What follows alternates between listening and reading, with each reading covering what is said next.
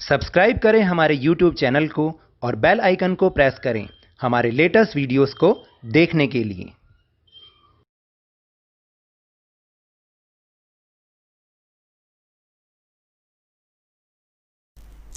Hello and welcome to Lavneesh sir की class.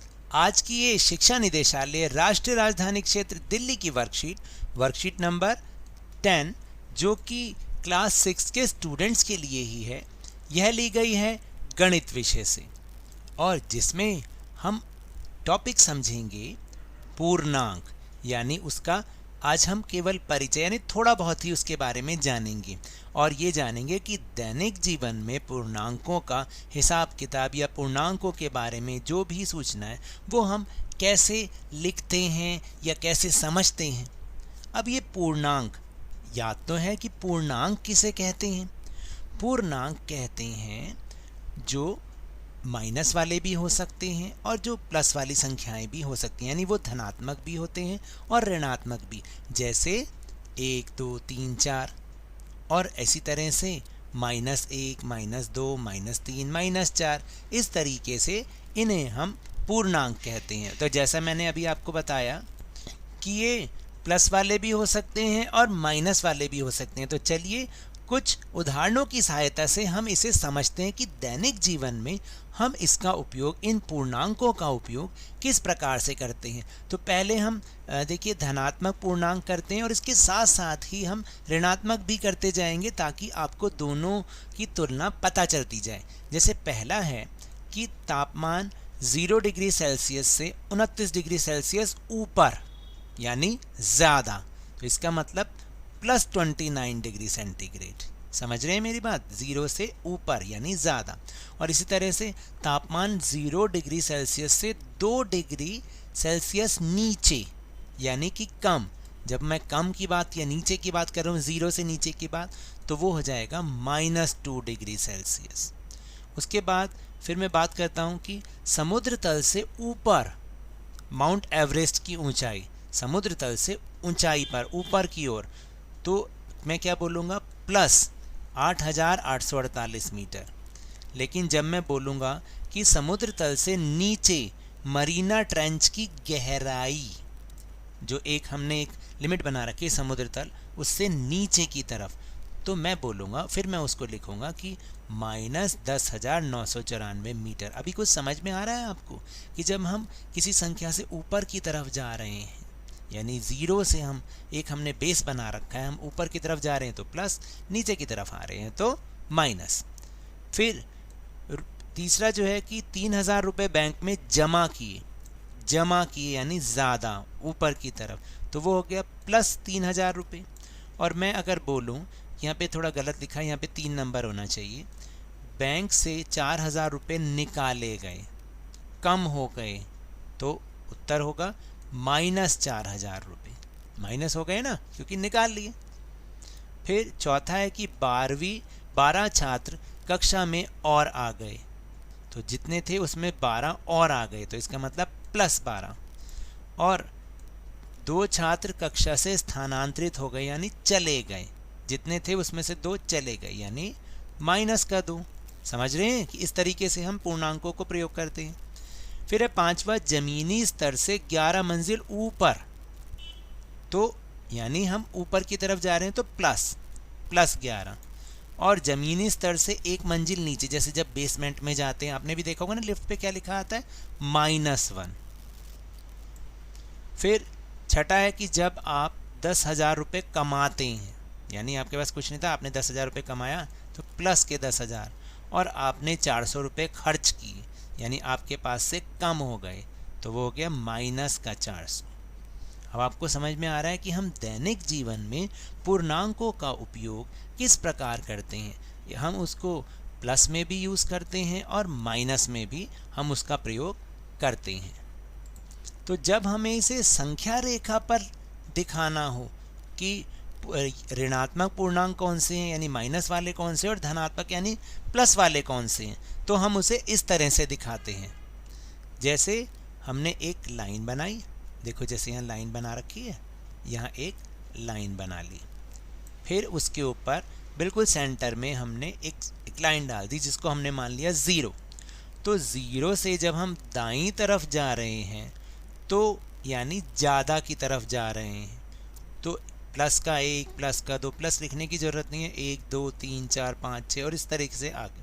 लेकिन जब हम 0 से बाईं तरफ यानी लेफ़्ट की साइड जा रहे हैं तो वो संख्याएं कम होती रहेंगी, -1 -2 -3 -4 इस तरीके से। अब आप समझ रहे हैं।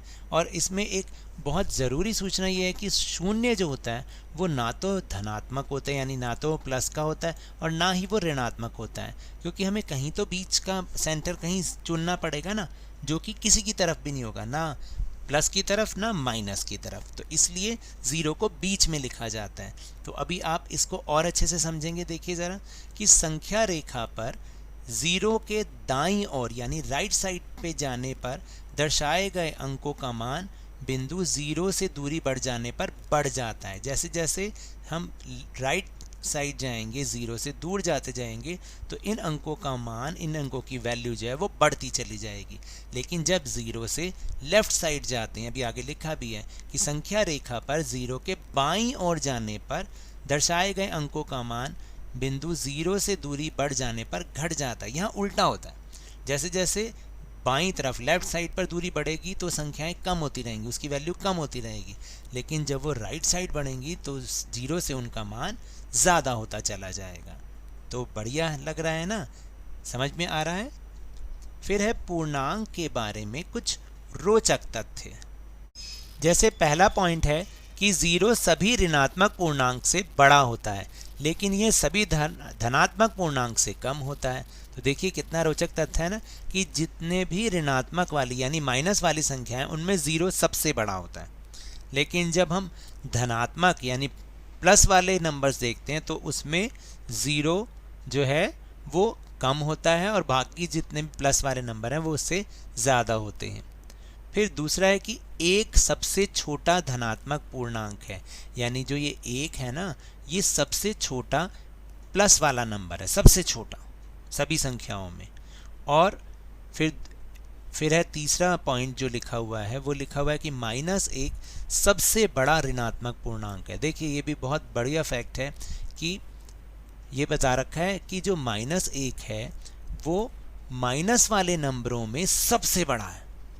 तो है मज़ेदार बात, जो प्लस का 1 है, जो 1 है यानी वो सबसे छोटा प्लस वाला नंबर है, और जो माइनस का 1 है वो सबसे ज़्यादा बड़ा माइनस वाले नंबरों में सबसे ज़्यादा बड़ा है।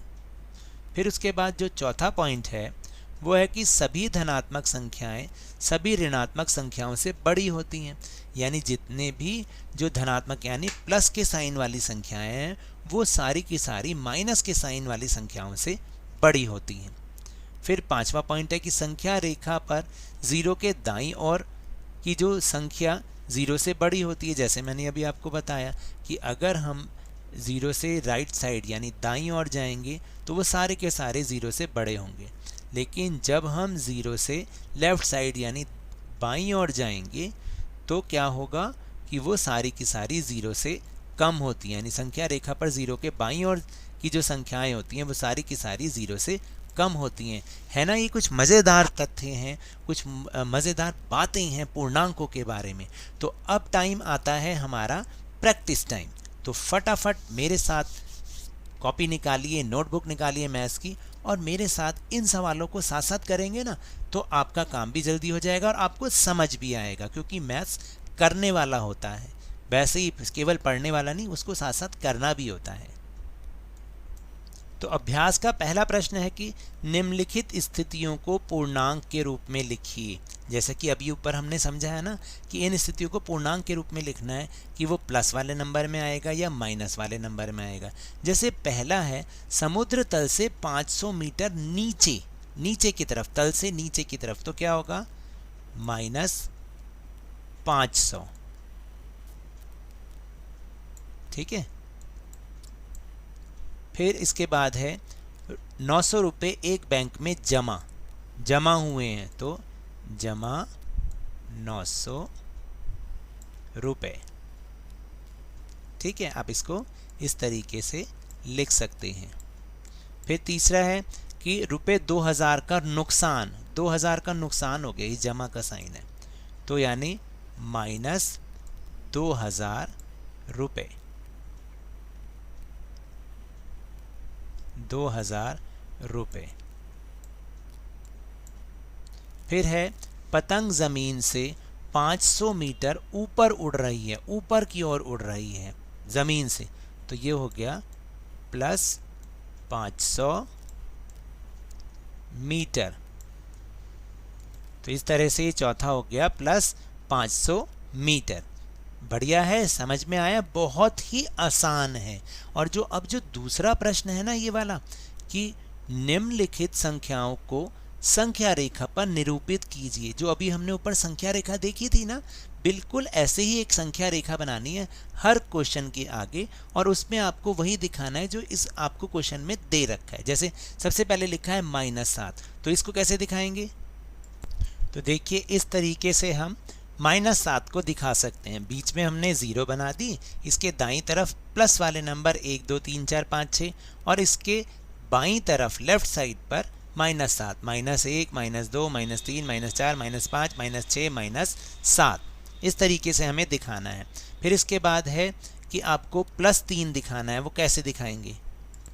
तो देखिए हमें प्लस का 3 कैसे दिखाना पड़ेगा, ये रहा वो प्लस का 3, यहाँ पर आप चाहे प्लस लगा दो या ना लगाओ तो भी कोई बात नहीं। इस तरीके से हमें प्लस का 3 दिखाना है। 0 से दाईं तरफ होते हैं प्लस वाले नंबर और बाईं तरफ माइनस वाले नंबर। फिर इसके बाद 0 दिखाना है, तो 0 दिखाना तो बहुत ही आसान है। तो देखिए जब आपको 0 दिखाना है तो आप इसको इस तरीके से भी दिखा सकते हैं। एक नंबर लाइन बनाई, उसमें बीच में 0 बना दिया, 2 इधर संख्याएं बना दी प्लस की संख्या, 2 इधर माइनस की संख्या। अब रह गया -6, तो -6 भी बनाना बहुत ज़्यादा आसान है। और देखिए -6 को भी किस तरीके से हम दिखा सकते हैं। -6 को भी ऐसे ही दिखाना है, 0 बना के उसके दाईं तरफ तो जमा वाले नंबर यानी 1 2 3 4, और बाईं तरफ -1 -2 -3 -4 -5 और -6। इस तरीके से आपको बनाना है। मेरा थोड़ा सा गंदा बना है क्योंकि मैंने स्केल से बनाया, लेकिन आपको इसको स्केल से बनाना है। तो ये तो थी आज की वर्कशीट। अगर मेरे इस तरह समझाने से आपको थोड़ा सा भी समझ में आया हो तो इस चैनल को ज़्यादा से ज़्यादा सब्सक्राइब कीजिए, लाइक कीजिए और बहुत ज़्यादा शेयर भी कीजिए। और हाँ, इसी तरह मेरे साथ आसानी से वर्कशीट को समझते रहिए, लेकिन ध्यान और मन लगाकर पूरी मेहनत और लगन के साथ पढ़ते रहिए। और अगर आपको कोविड से बचना है यानी कि कोरोना वायरस से बचना है, तो आप अपने हाथों को नियमित रूप से साबुन से धोइए, क्योंकि जब तक कोई दवाई नहीं तब तक कोई ढिलाई नहीं।